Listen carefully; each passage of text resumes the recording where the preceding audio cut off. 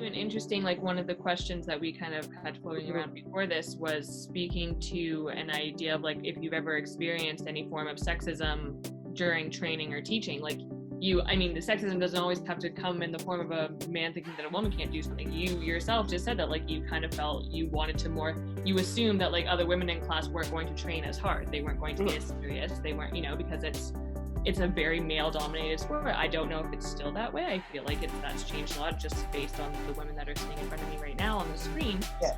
But that in and of itself, and I think that's something that I faced when I was a teacher.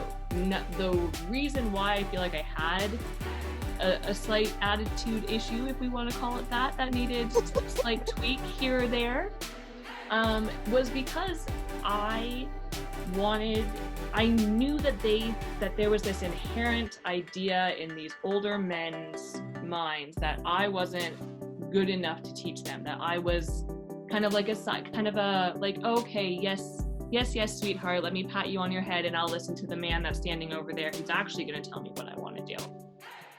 And it bothered me. It was so annoying. Because I worked just as hard as everyone else on that mat. And I'm sure you ladies have felt the same way. Like we did the same things. We got the same black belt. We did the same training. We've been here for as long. I know just as much, if not more. I've been here since I'm 4 years old. You've been here for a couple years. Why do you inherently know more than me? Because you're a man and you're old. Like that's not fair to the work that I've put in.